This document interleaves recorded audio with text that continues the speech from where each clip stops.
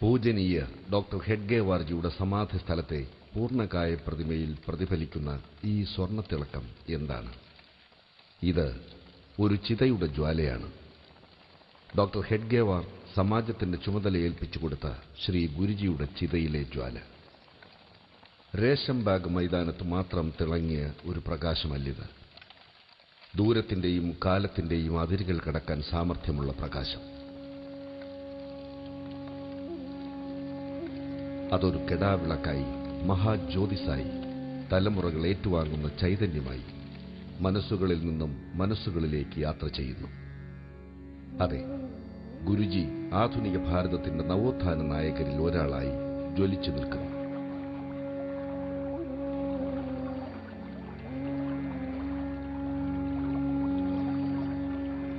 പരിവ്രാജക ജീവിത കമണ്ഡലുവിൽ നിന്നും കർമ്മയോഗത്തിന്റെ വഴിത്താരകളിലേക്ക് ദർശനത്തിന്റെയും ത്യാഗത്തിന്റെയും തീർത്ഥം തളിച്ച ഭാരതം കണ്ട കർമ്മയോഗി ശ്രീ ഗുരുജി.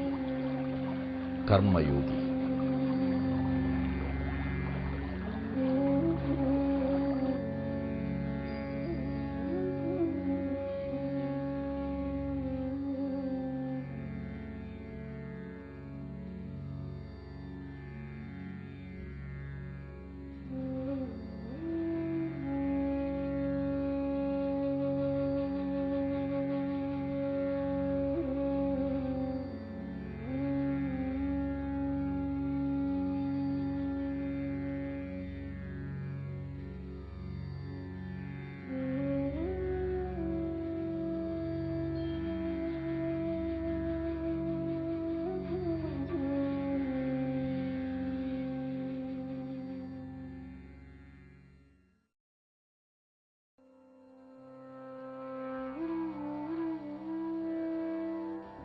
ഒരു മഹായാത്രയുടെ അവസാന രംഗത്തിന് സാക്ഷിയാവുകയാണ് നാഗ്പൂർ കാര്യാലയം.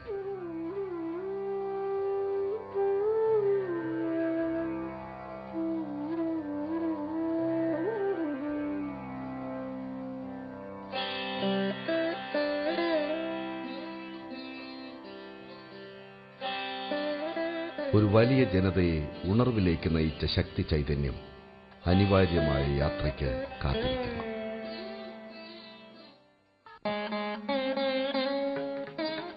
ഗുരുജിക്ക് ഈ കമണ്ഡലു ആത്മാവിൽ തൊട്ടു നിറയുന്ന ഒരു വലിയ വൈകാരികതയാണ്.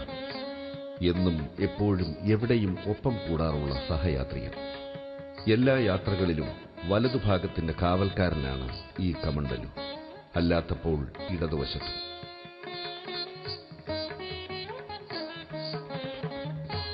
മന്ത്രദീക്ഷയോടൊപ്പം സ്വാമി അഖണ്ഡാനന്ദജി സമ്മാനിച്ച അമൂല്യ വസ്തു. യഥാർത്ഥ ജ്ഞാനം ഉപദേശിച്ചു നൽകിയ അദ്ദേഹത്തിന്റെ ഗുരു.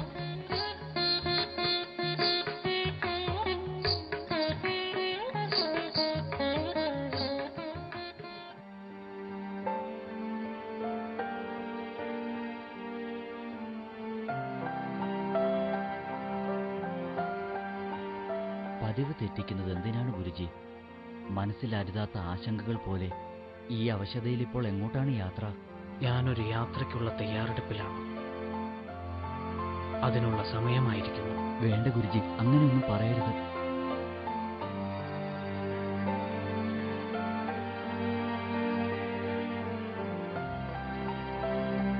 എണ്ണ തീർന്നു അല്ലേ? അല്ലെങ്കിൽ തന്നെ ആർക്കാണ് നാളെ എണ്ണ തേക്കേണ്ടി വരിക?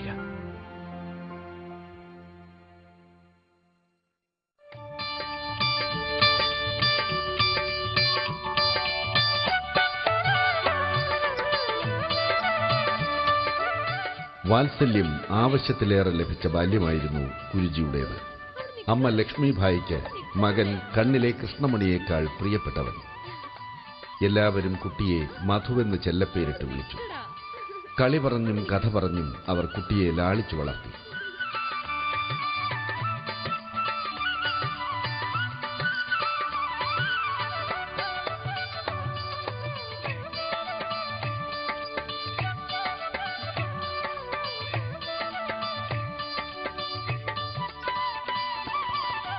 മാതാപിതാക്കളെ അനുസരിക്കാനും നല്ല കാര്യങ്ങൾ കേട്ട് പ്രവർത്തിക്കാനും എന്നും മുന്നിലായിരുന്നു മധു.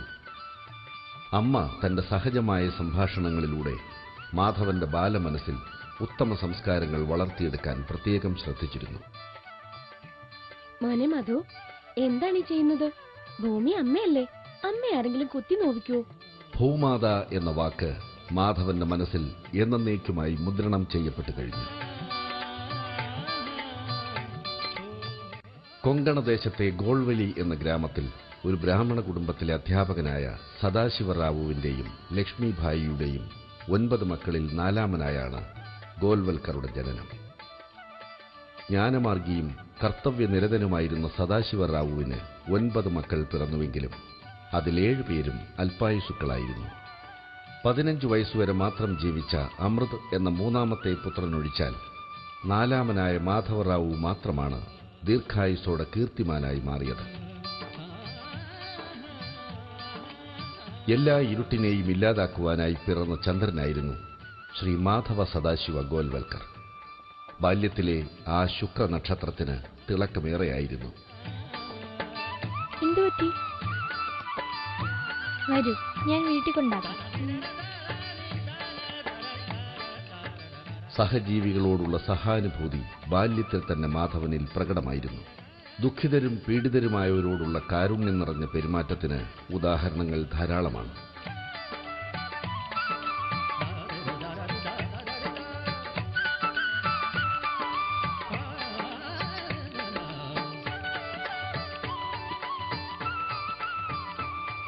ആരാണ് മോനെ ആ സ്നേഹിതൻ? അറിയില്ലമ്മേ. സ്കൂള് വിട്ട് വരുമ്പോൾ കാലുമുറിഞ്ഞ് വഴിയിൽ നിന്ന് കരയുകയായിരുന്നു. ഇത്തരം പ്രവൃത്തികളാണ് മോനെ നമ്മെ ഈശ്വരനോട് കൂടുതൽ അടുപ്പിക്കുന്നത്.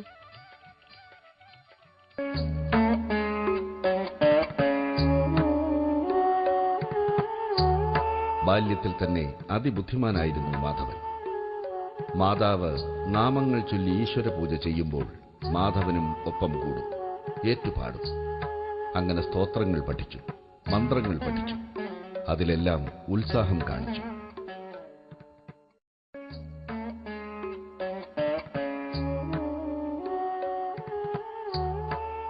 ബാല്യത്തിൽ തന്നെ അസാമാന്യ ബുദ്ധി മാധവനിൽ പ്രകടമായിരുന്നു. പഠിക്കാനും എഴുതാനും എത്ര സമയം വേണമെങ്കിലും ചെലവഴിക്കും. എല്ലാ പാഠങ്ങളും വേഗത്തിൽ പഠിച്ചു തീർക്കാനുള്ള വ്യഗ്രത. ഇംഗ്ലീഷ്, മറാഠി, ഹിന്ദി എന്നീ ഭാഷകൾ ബാല്യത്തിൽ തന്നെ മാധവൻ സ്വായത്തമാക്കിയിരുന്നു.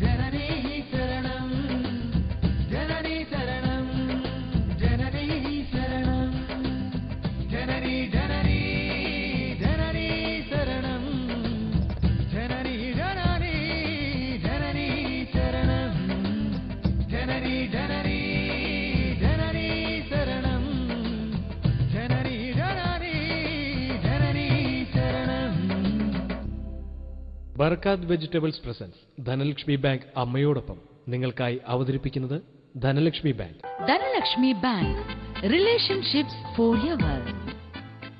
ധനലക്ഷ്മി ബാങ്കിനോടൊപ്പം Barakat Quality Plus, fresh squeezed juice, just like homemade.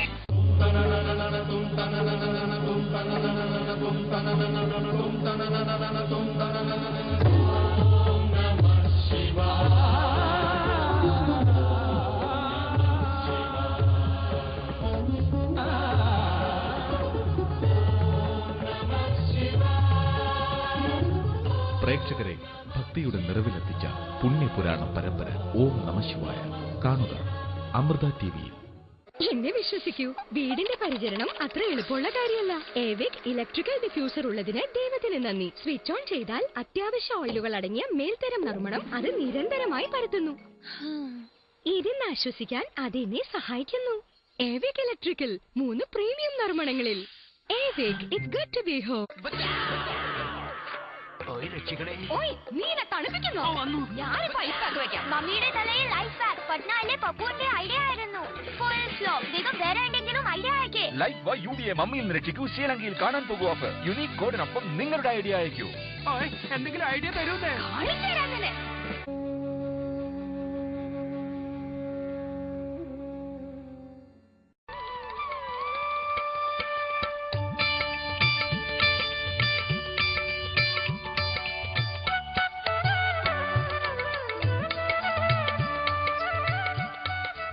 ബുദ്ധിവൈശിഷ്ട്യത്തോടൊപ്പം കുസൃതി കാണിക്കുന്നതിലും മുന്നിലായിരുന്നു മാധവൻ. നിർദോഷമായ കൊച്ചു കൊച്ചു കുറുമ്പുകൾ, ഓർത്ത് ചിരിപ്പിക്കുന്ന ഫലിതങ്ങൾ, നേരം പോക്കുകൾ. അച്ഛനമ്മമാർക്കൊപ്പം ഗുരുക്കന്മാരും ബന്ധുജനങ്ങളുമെല്ലാം ഈ കുസൃതികൾ ആസ്വദിച്ചു.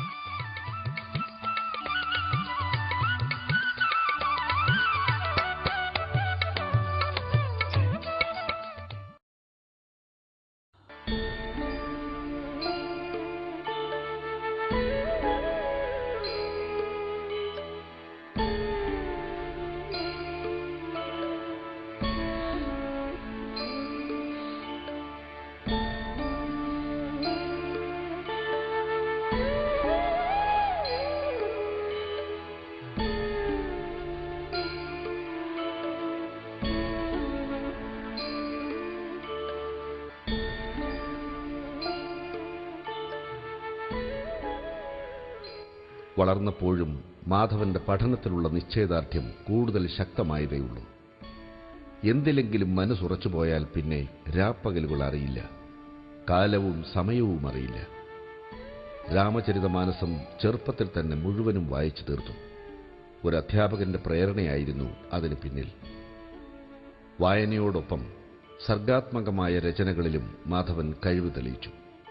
സ്വയം കവിതകൾ എഴുതി, മികച്ച കവിതകൾ വിവർത്തനം ചെയ്തു.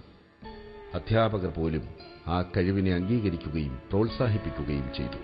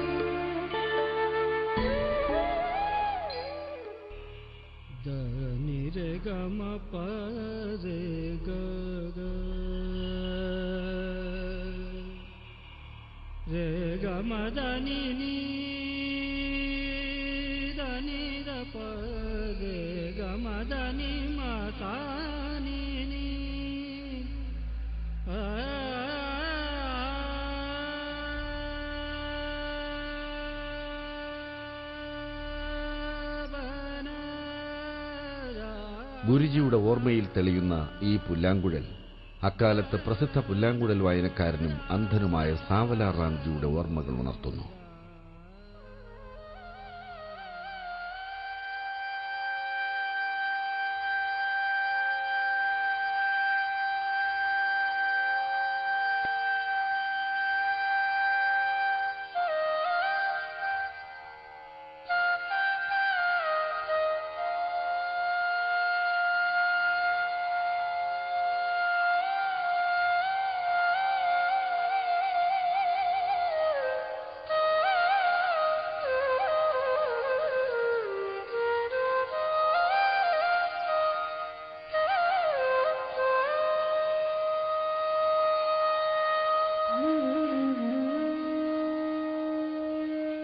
ചെറുപ്പത്തിൽ നിത്യവും സാവലാർ റാംജിയുടെ അടുത്തുപോയി പുല്ലാങ്കുഴൽ വായന പഠിക്കാൻ തുടങ്ങി.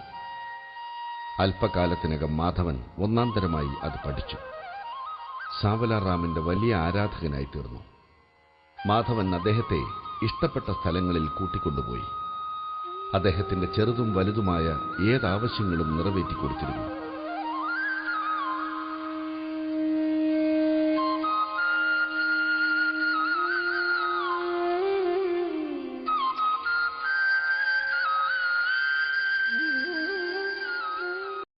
ആരാ? ഞാനാണ് മധു.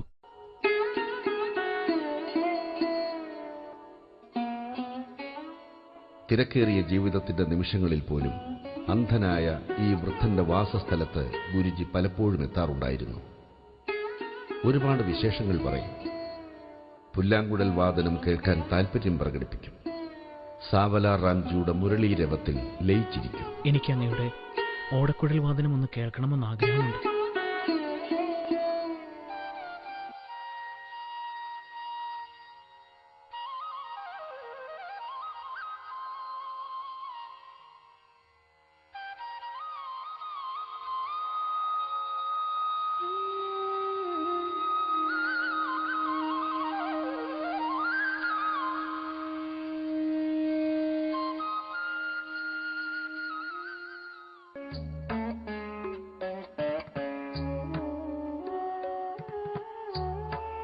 ദൈവിക കാര്യങ്ങളിലെന്ന പോലെ പഠനകാര്യങ്ങളിലും ശ്രദ്ധാലുവായ മാധവൻ ഇന്റർ സയൻസ് 1ാം ക്ലാസ്സോടെ ജയിച്ചു.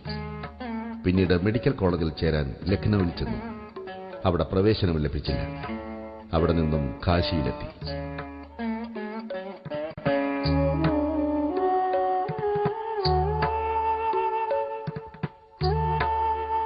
കാശിയിലെ ഹിന്ദു സർവകലാശാലയിൽ ജന്തുശാസ്ത്ര വിഭാഗത്തിൽ പ്രവേശനം കിട്ടി. കാശിയിൽ താമസിച്ച കാലം അത്രയും ഗംഗാദർശനം നടത്തുമായിരുന്നു. അക്കാലത്താണ് മാധവന്റെ മനസ്സ് പൂർണ്ണമായും ആത്മീയ കാര്യങ്ങളിലേക്ക് നീങ്ങിയത്. ഭാരതീയ ദർശനങ്ങൾ, രാജ്യനീതി, സാമ്പത്തിക ശാസ്ത്രം തുടങ്ങിയ വിഷയങ്ങൾ ഇക്കാലത്താണ് വായിച്ചത്. 1928 ജന്തുശാസ്ത്രത്തിൽ MSc ബിരുദം 1ാം ക്ലാസ്സോടെ പാസായി. ഗുരുജി സ്വന്തം നിയോഗത്തെ തിരിച്ചറിയുന്നതും കാശിയിൽ വെച്ചാണ്. സംഘസ്ഥാപകനായ ഡോക്ടർ ഹെഡ്ഗേവാറിനെ ഈ പുണ്യഭൂമിയിൽ വെച്ചാണ് ആദ്യമായി കാണുന്നതും പരിചയപ്പെടുന്നതും.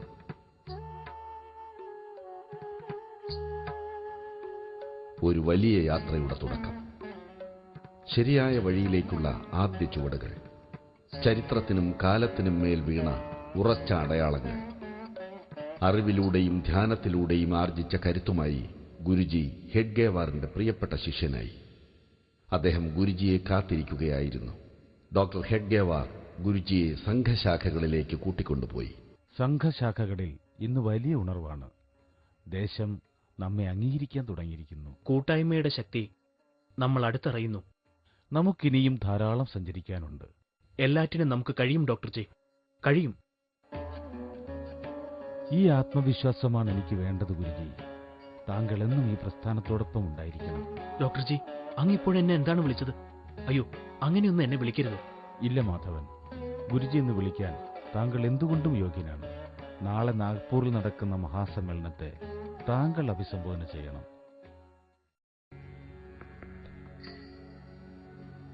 ഒരു മുഴുവൻ സമയ പ്രവർത്തകനായി അദ്ദേഹം മാറുകയായിരുന്നു. ഈ തിരക്കുകൾക്കിടയിലും പഠനം മുടങ്ങിയില്ല.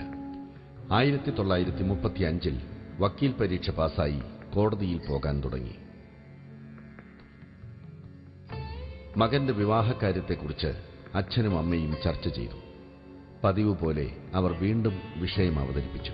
മാധവ, എന്താ അമ്മേ? എന്റെ മകനിപ്പോൾ ഏറെ വലുതായിരിക്കുകയാണ്. കാലവും കടന്നു പോവുകയാണ്. നീ ഇനിയും ഒരു വിവാഹം കഴിക്കാതെ ഇങ്ങനെ ജീവിക്കുന്നത്. മാധവ, നിന്നിലൂടെയാണ് ഈ തലമുറ വളരേണ്ടത്. നിങ്ങളുടെ മറ്റേതാഗ്രഹവും ഞാൻ നിവർത്തിച്ചു തരാം. പക്ഷേ വിവാഹത്തിന് മാത്രം എന്നെ നിർബന്ധിക്കരുത്. ദാമ്പത്യം നിനക്കൊരു തടവറയാവില്ല മോനെ. അതൊരു പുണ്യമാണ്. ഞങ്ങളോട് ചെയ്യുന്ന ഏറ്റവും വലിയ കർമ്മം. അമ്മേ, സമാജം നന്നായാൽ മാത്രമേ ദേശത്തിന് മംഗളമുണ്ടാവൂ.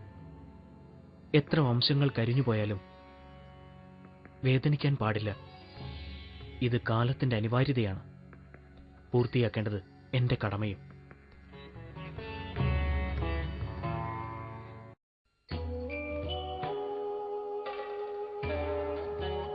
ഗുരുജിയുടെ മനസ്സ് പൂർണ്ണമായും ഒരു സന്യാസിയുടെ വഴിക്ക് പാഞ്ഞു പോവുകയായിരുന്നു. ഒരു ദിവസം അദ്ദേഹം ആരോടും പറയാതെ വീട് വിട്ടുപോയി.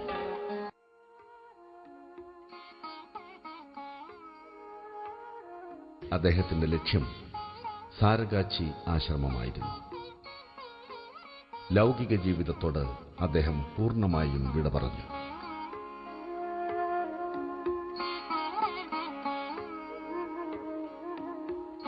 സാരഗാച്ചി ആശ്രമത്തിൽ അഖണ്ഡാനന്ദ സ്വാമികളുടെ ശിഷ്യനായി കൂടി. സ്വാമിയെ ശുശ്രൂഷിച്ചു കഴിയുന്നതിൽ പരമമായ ആനന്ദം കണ്ടെത്തുകയായിരുന്നു മാധവൻ.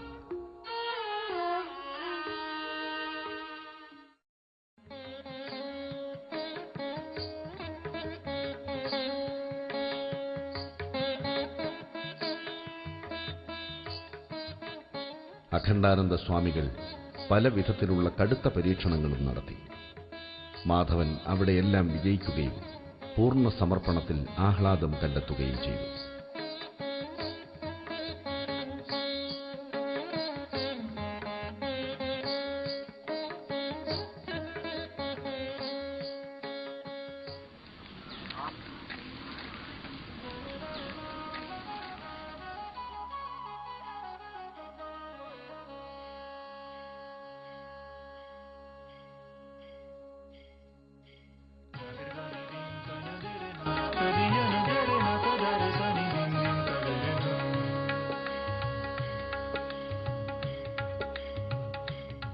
സാരഗാച്ചിയിലെ ആശ്രമത്തിൽ അഖണ്ഡാനന്ദ ഗുരുവിനെയും സേവിച്ചു കഴിയുന്നതിൽ മാധവൻ ഒരു പ്രത്യേക ആനന്ദം തന്നെ കണ്ടെത്തി. വിവേകാനന്ദ സ്വാമികളുടെയും ശ്രീരാമകൃഷ്ണ പരമഹംസരുടെയും ശിഷ്യനായിരുന്ന അഖണ്ഡാനന്ദ സ്വാമികൾ മാധവനെ ഒരു തികഞ്ഞ സന്യാസിയാക്കി ഉയർത്തി.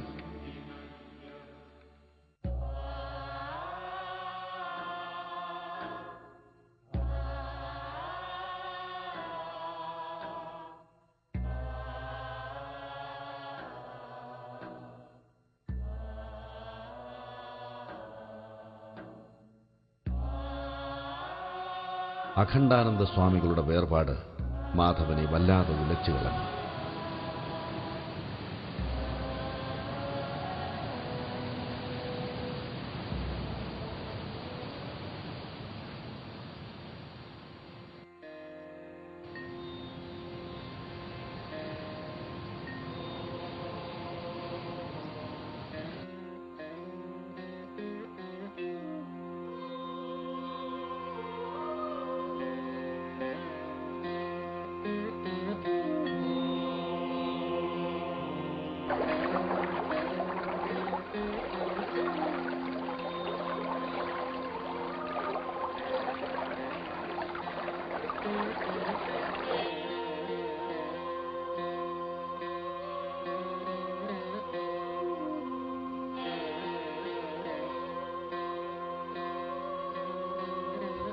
അനിവാര്യമായ ആ വേർപാടിനെ തുടർന്ന് അദ്ദേഹം പുണ്യനഗരങ്ങളും ക്ഷേത്രങ്ങളും ആശ്രമങ്ങളും തിരഞ്ഞ് യാത്ര ആരംഭിച്ചു.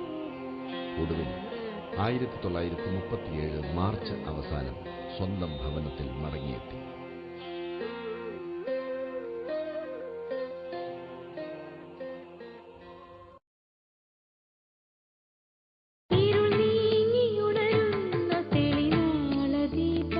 നമ്മുടെ സായം സന്ധ്യകളെ ഭക്തിസാന്ദ്രമാക്കാൻ ഭജ ഗോവിന്ദം ഭജ ഗോവിന്ദം ഗോവിന്ദം ഭജ മൂഢമതേ. ഗോവിന്ദനെ ഭജിക്കൂ, ഗോവിന്ദനെ ഭജിക്കൂ. ഗോവിന്ദൻ നാമം ഉച്ചരിക്കുമ്പോൾ തന്നെ ആ പരമാത്മാവ് നിന്റെ മനസ്സിൽ തെളിയും. ഭയനാശിനി ഭവഹാരിണി ശിവമോഹിനി മായേ ശ്രീവർദ്ധിനി ജഗദീശ്വരി കരുണാമയി തായേ. മറ്റുള്ള ഭൂവിഭാഗങ്ങളിൽ ജനിച്ചാൽ ഇല്ലാത്ത എന്തു ഭാഗ്യമാണ് ഭാരതഭൂമിയിൽ ജനിച്ചാൽ ഉണ്ടാവുന്നത്. നന്ദീശ്വര പ്രമഥനാഥ മഹേശ്വരായ. കാണുക സന്ധ്യാദീപം.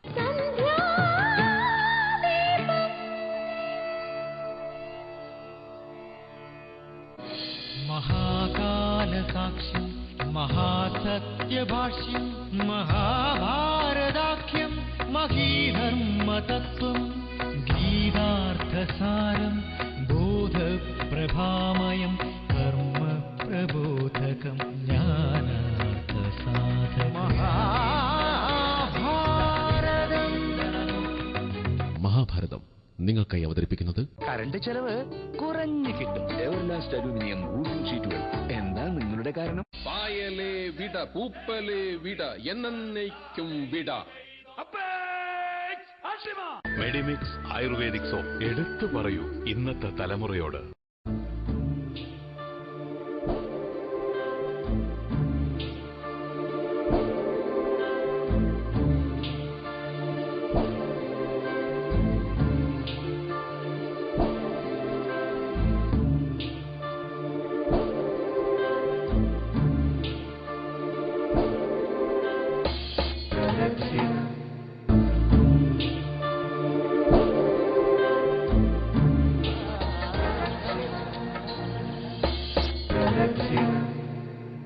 GDS മാവേലി അഗർബത്തി സമർപ്പിക്കുന്നു പ്രദക്ഷിണം. നിങ്ങൾക്കായി അവതരിപ്പിക്കുന്നത് GDS മാവേലി അഗർബത്തി. ഏത് മുഹൂർത്തത്തിനും നിങ്ങൾക്കൊപ്പം GDS മാവേലി ബ്രാൻഡ് ചന്ദനത്തിരികൾ. ലൈസോൾ 3-in-1 സുരക്ഷ വെറും 24 രൂപയ്ക്ക്. ഒരു ക്യാപ് ലൈസോൾ 60 സെക്കൻഡ് കൊണ്ട് 99.9% കീടാണുക്കളെ നശിപ്പിക്കുന്നു. ഇത് ഫിനായിലിനെ അപേക്ഷിച്ച് 10 ഇരട്ടി കൂടുതൽ ബാക്ടീരിയ നശിപ്പിക്കുന്നു. കൂടാതെ വൃത്തിയാക്കുന്നതിനൊപ്പം സുഖകരമായ സുഗന്ധവും പരത്തുന്നു. ഇപ്പോൾ ഇന്ത്യൻ മെഡിക്കൽ അസോസിയേഷൻ മുഖേന അംഗീകരിച്ചത്. കുഞ്ഞല്ലേ, നാപ്പി വൃത്തികേടാക്കുമല്ലോ. ഇൻഫെക്ഷൻ തടയാൻ ഞാൻ നാപ്പീസ് വൃത്തിയാക്കുന്നു ഡെറ്റോൾ കൊണ്ട്. എന്റെ ഡെറ്റോൾ എന്റെ മോൾക്കേകുന്നു ആരോഗ്യം. ചില സാധനങ്ങളിൽ എല്ലാവരും തൊടുന്നു. രോഗങ്ങൾ പരക്കാതിരിക്കാൻ ഞാൻ വൃത്തിയാക്കുന്നു ഡെറ്റോൾ കൊണ്ട്. എന്റെ ഡെറ്റോൾ വീട്ടിലെ സാധനങ്ങൾ ശുദ്ധമായി സൂക്ഷിക്കുന്നു. വീട് തോറും ഡെറ്റോൾ എന്തെല്ലാം തന്നെ ചെയ്യുന്നില്ല, നിങ്ങളുടെ ഡെറ്റോൾ എന്തെല്ലാം ചെയ്യുന്നു? ഡെറ്റോൾ ഇന്ത്യൻ മെഡിക്കൽ അസോസിയേഷൻ ശുപാർശ ചെയ്യുന്നത്. മധുരം തിന്നാൽ പല്ലുകളിൽ അണുക്കൾ സുഷിരമുണ്ടാക്കും. എവിടെ കാണാൻ പറ്റില്ല. ഇതുകൊണ്ടുണ്ടാകും പോട്.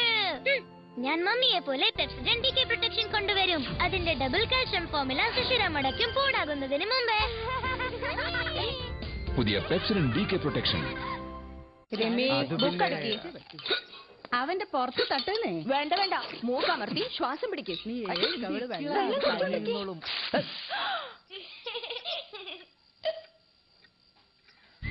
കറ പറ്റുന്നതിനാൽ നല്ലതുണ്ടാകുന്നുവെങ്കിൽ കറയും നല്ലതല്ലേ. സർഫ് എക്സൽ കറ നല്ലതാണ്. ഹൽവ. അതെ ഹൽവ മമ്മി ബെസ്റ്റ് ആണ്. അത് കൊള്ളാം. ഹൽവ ബെസ്റ്റ് ആയാൽ മമ്മി ബെസ്റ്റ്. നിങ്ങളുടെ ബെസ്റ്റ് ഉള്ളി പക്കോട ഉണ്ട്. പിന്നെ മുത്തച്ഛന്റെ സമൂസ, ചേട്ടന്റെ പിസ്സ. താങ്ക് യു പറയണം. Thank you mummy. അണുക്കളും പറയും. Thank you mummy. ആഹാരവും അണുക്കളും ചേർന്നാൽ വായിൽ പല പ്രോബ്ലംസും ഉണ്ടാവാം. പെപ്സോഡന്റ് കംപ്ലീറ്റ് ഫാമിലി വിത്ത് ജെർമിച്ചെക് 10 പ്രോബ്ലംസിൽ നിന്നും സുരക്ഷ നൽകും. അതുകൊണ്ട് താങ്ക് യു പെപ്സോഡന്റ്. മമ്മി. അതെന്താ? ആരാ കൊണ്ടുവരണേ പെപ്സോഡന്റ്? മമ്മി. കഴുകിയ കൈകളിലും കീടാണുക്കൾ ഉണ്ടാകും. അവയിലൂടെ രോഗങ്ങൾ പടരുന്നു. ഡെറ്റോൾ ഹാൻഡ് വാഷ് മാത്രമാണ് ഇന്ത്യൻ മെഡിക്കൽ അസോസിയേഷൻ അംഗീകരിച്ചത്. അത് നൽകുന്നു കീടാണുക്കളിൽ നിന്ന് 10 ഇരട്ടി കൂടുതൽ സുരക്ഷ. ഇപ്പോൾ നേടൂ ഡെറ്റോൾ ഹാൻഡ് വാഷിന്റെ ചെറിയ പാക്ക് കേവലം 38 രൂപയ്ക്ക്. Dettol 100% sure.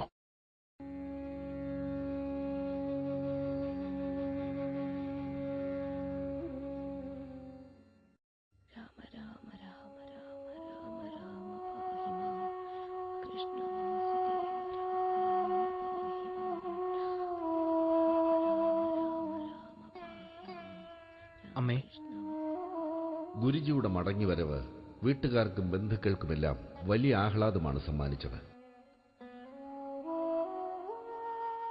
എന്നോട് ക്ഷമിക്കൂ അമ്മേ. ഞാൻ പല പുണ്യസ്ഥലങ്ങളിലും സഞ്ചരിക്കുകയായിരുന്നു. സാരമില്ല മോനെ, നീ വന്നില്ലേ അത് മതി. അമ്മയ്ക്ക് സന്തോഷായി മോനെ.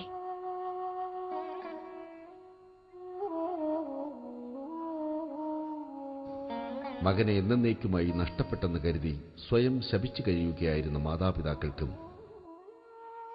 ഗുരുജിയെ ഒരുപാട് സ്നേഹിച്ചിരുന്ന ഡോക്ടർ ഹെഗ്ഗേവാറിനുമെല്ലാം ആ മടങ്ങിവരവ് ഒരു പുതിയ ജീവൻ പകർന്നു നൽകി. ഗുരുജിയുടെ കർമ്മശേഷിയെ ഉണർത്തി സംഘത്തിന്റെ പ്രവർത്തനങ്ങളിലേക്ക് നയിക്കുവാൻ ഡോക്ടർ ജി പ്രത്യേകം ശ്രദ്ധിച്ചു. അവിടെ നിന്നും ഒരു പുതിയ വെളിച്ചം പിറക്കുകയായി.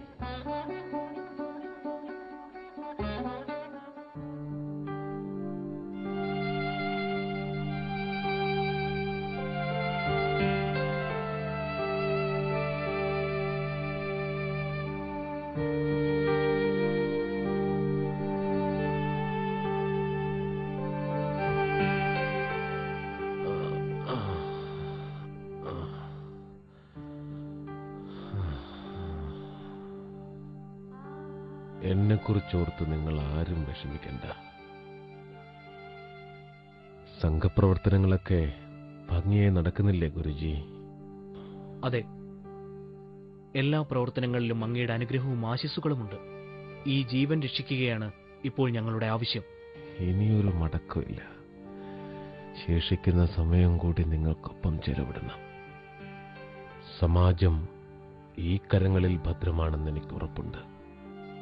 1940 ജൂൺ 21 രാഷ്ട്രീയ സ്വയം സേവക് സംഘത്തിന്റെ സ്രഷ്ടാവും ആദ്യ സർസംഘചാലകനുമായ ഡോക്ടർ ഹെഡ്ഗേവാർ പ്രാണൻ വെടിഞ്ഞു.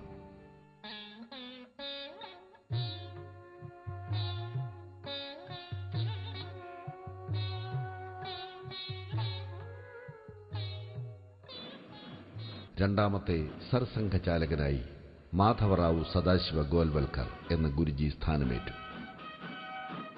സർസംഘചാലക് എന്ന നിലയിൽ ഗുരുജി അതിവേഗം പ്രശസ്തനായി. പ്രമുഖ നഗരങ്ങളിൽ സഞ്ചരിച്ചു. ശാഖകളിൽ സന്ദർശനം നടത്തി. സ്വയം സേവകരെ അഭിസംബോധന ചെയ്തു. സംഘത്തിന്റെ അടിസ്ഥാന തത്വങ്ങൾ വിശദീകരിച്ചു. 1940 ആരംഭിച്ച യാത്ര അഖണ്ഡമായി 33 വർഷം തുടർന്നു. പ്രധാനപ്പെട്ട നഗരങ്ങളിൽ ഒന്നിലേറെ തവണ സഞ്ചരിച്ചു. എല്ലാ നഗരങ്ങളും പട്ടണങ്ങളും ഗുരുജിയെ ഒരുപോലെ ഏറ്റുവാങ്ങി.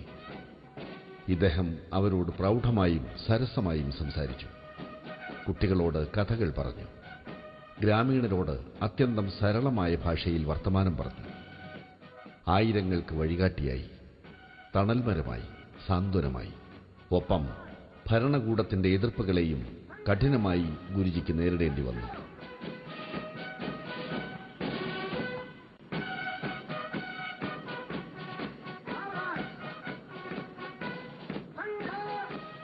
രാജ്യത്തിന്റെ സ്വാതന്ത്ര്യത്തോടനുബന്ധിച്ചുള്ള ഇന്ത്യാ വിഭജനവും മഹാത്മാഗാന്ധിയുടെ വധവുമെല്ലാം ഗുരുജിയെ വല്ലാതെ തളർത്തിയിരുന്നു.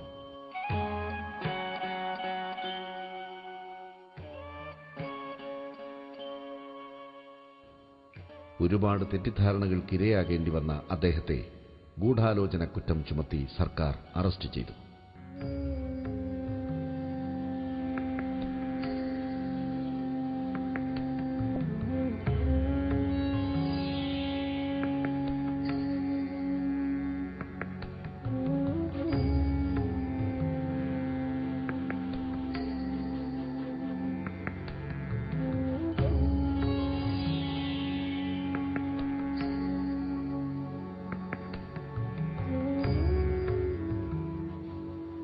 ജയിലിലും ഗുരുജി പതിവ് ചിട്ടകളൊന്നും തെറ്റിച്ചില്ല.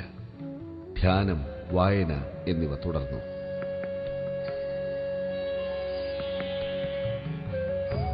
ദുരിതപൂർണമായ ഈ പീഡനമുറിയും ആ ഋഷിവര്യന് സാധനാസ്ഥലമായി.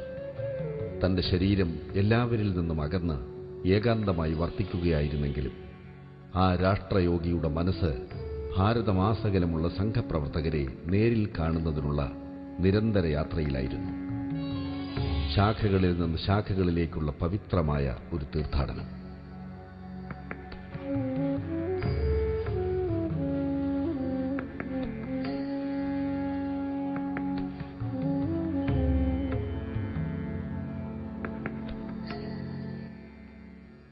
ഒരുപാട് നിയന്ത്രണങ്ങളോടെയാണ് 1948 ഗുരുജിയെ ജയിൽ മോചിതനാക്കിയത്. പ്രസംഗിക്കുവാനും യാത്ര ചെയ്യുവാനും വരെ വിലക്കുണ്ടായിരുന്നു. ഗുരുജി, അങ്ങ് ഈ ദേശം മുഴുവൻ വിശ്രമമില്ലാതെ യാത്ര ചെയ്തിട്ട് ജയിലിലെ ഇടുങ്ങിയ തടവുമുറിയിൽ എങ്ങനെയാണ് ശാന്തനായി കഴിഞ്ഞത്? ഭൗതിക സാഹചര്യങ്ങൾ വെച്ച് നോക്കുമ്പോൾ നിങ്ങളുടെ ചോദ്യം ശരിയാണ്. സ്വാതന്ത്ര്യങ്ങളെല്ലാം നിഷേധിക്കപ്പെട്ട കൊടും തടവ്. പക്ഷേ ആ ഭൗതികമായ തടവറയ്ക്കുള്ളിലായിരുന്നില്ല എൻ്റെ മനസ്സ്. ഈ ശരീരം മാത്രമേ ആ തടവറയിൽ കിടന്നുള്ളൂ. മനസ്സ് നിങ്ങളെപ്പോലുള്ള ഓരോ പ്രവർത്തകനുമൊപ്പമായിരുന്നു. രാജ്യത്തിൻ്റെ ഓരോ കോണിലും സംഘത്തിനു വേണ്ടി ആത്മസമർപ്പണം നടത്തി പ്രവർത്തിച്ചവർക്കൊപ്പം എൻ്റെ മനസ്സും ചേർന്നു. അവരുടെ വേദനകളും സംഘർഷങ്ങളുമെല്ലാം ഞാൻ തടവറയ്ക്കുള്ളിൽ കിടന്ന് കൺമുന്നിലെന്നോണം കണ്ടു. ഒരു നിമിഷം പോലും ഞാൻ അവരിൽ നിന്നും അകലെയായിരുന്നില്ല. ഊണിലും ഉറക്കത്തിൽ പോലും അവരുടെ ഹൃദയത്തിനുള്ളിൽ ജീവിക്കുവാനാണ് ഞാൻ ശ്രമിച്ചത്. അവർ വേദനിച്ചപ്പോൾ ആശ്വസിപ്പിക്കുവാനും കർമ്മമണ്ഡലത്തിൽ പതറിപ്പോയ നിമിഷങ്ങളിൽ കരുത്തു പകരുവാനും ഞാൻ അവർക്കൊപ്പം തന്നെയുണ്ടായിരുന്നു. സംഘത്തിന്റെ പ്രവർത്തകരെ മുഴുവൻ ഒരൊറ്റ പ്രജ്ഞയിൽ ഉണർത്തി നിർത്തുവാനുള്ള മേധാശക്തി ഗുരുജിക്കുണ്ടായിരുന്നു. ഗുരുജി എന്നും പ്രവർത്തകർക്കൊപ്പമായിരുന്നു. തടവറയിലെ അസ്വാതന്ത്ര്യം മനസ്സുകൊണ്ട് മറികടന്ന കർമ്മധീരനായ പ്രവർത്തകനായിരുന്നു ഗുരുജി. അതുകൊണ്ട് തന്നെ ഓരോ പ്രവർത്തകനിലും ഗുരുജി അപാരമായ ഒരു ശക്തിയായി വർത്തിച്ചു. കാലങ്ങൾക്ക് ശേഷവും അതൊരു യാഥാർത്ഥ്യമായി തുടരുന്നു.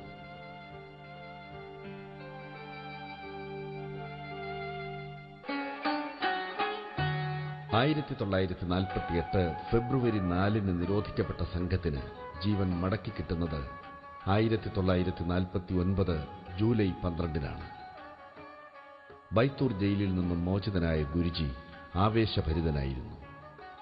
ആ ആവേശത്തിൽ ഭാരതത്തിലെ എല്ലാ ഗ്രാമങ്ങളും നഗരങ്ങളും ഉണർന്നു. ശാഖകൾ പുനരാരംഭിച്ചു. പ്രവർത്തകർ ആവേശത്തിന്റെ കൊടുമുടികൾ കയറി.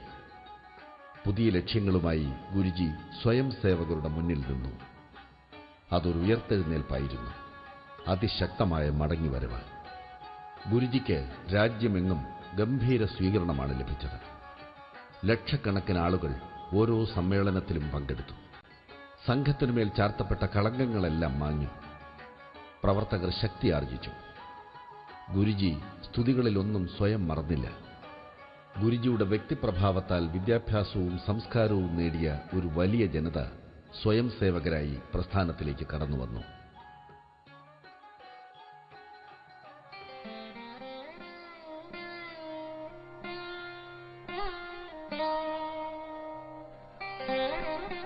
സമാജപ്രവർത്തനത്തിന്റെ അസിധാരാവ്രതം നോറ്റ ഗുരുജി ക്രമേണ രോഗബാധിതനായി.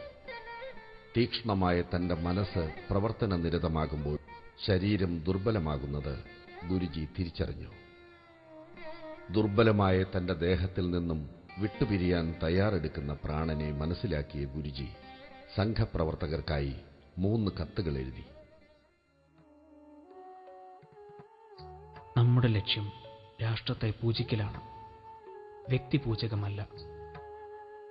എന്റെ ദേഹം ശാന്തമായി കഴിഞ്ഞാൽ എനിക്കൊരു സ്മാരകവും നിർമ്മിക്കരുത്. വ്യക്തിയുടെ മാഹാത്മ്യം വർദ്ധിപ്പിക്കരുത്. ഞാൻ സ്വന്തം ശ്രാദ്ധം ബ്രഹ്മകപാലത്തിൽ ചെയ്തു കഴിഞ്ഞു. അതിനാൽ മതപരമായിട്ടുള്ള ശേഷക്രിയാ കർമ്മങ്ങൾ അനാവശ്യമാണ്. 33 വർഷം ഞാൻ പ്രവർത്തിച്ചു. ഈ നീണ്ട കാലത്തിനിടയ്ക്ക് എന്റെ സ്വഭാവ വൈചിത്ര്യം കൊണ്ടോ മറ്റു ദോഷങ്ങൾ മൂലമോ അനേകം കാര്യകർത്താക്കന്മാർക്ക് ഞാൻ ദുഃഖമുണ്ടാക്കിയിരിക്കാം. അവരോടെല്ലാം ഞാൻ കൈകൂപ്പി ക്ഷമായാചനം ചെയ്യുന്നു. എന്നിൽ എന്തെങ്കിലും നന്മ കണ്ടിട്ടുണ്ടെങ്കിൽ അതെല്ലാം സംഘത്തിൻ്റെതാണ്. എന്തെങ്കിലും കുറവുകൾ കണ്ടിട്ടുണ്ടെങ്കിൽ വ്യക്തിപരമായി അതെല്ലാം എന്റേതാണ്.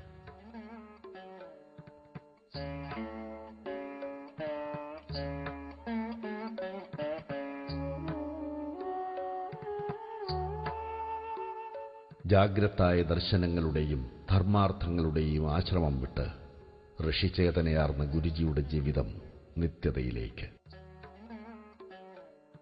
67 വർഷത്തെ ജീവിതം, അതിൽ ഒരഗ്നികുണ്ഡം പോലെ ജ്വലിച്ച 33 വർഷങ്ങൾ. 1973 ജൂൺ 5 ആ മഹായാത്രയുടെ തിരശീല വീണു.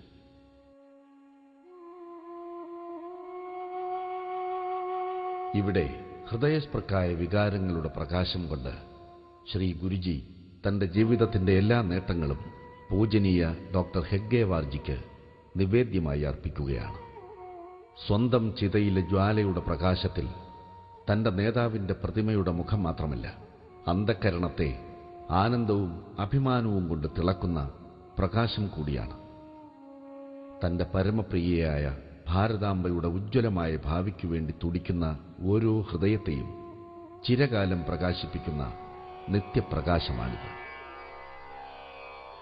കാലം നമിക്കുന്നു ഹേ ഗുരു, താവക കാലടിപ്പാടിലെ കർമ്മപാംസുക്കളിൽ കാലം കൊതിക്കുന്നു ഹേ ഗുരു, താവക ജീവിതം ദർശിച്ച ശ്രേയമാർഗങ്ങളിൽ കാലം ജപിക്കുന്നു ഹേ ഗുരോ താവകരാഷ്ട്രപൂജാ മന്ത്ര സാരസ്വതം ചിരം.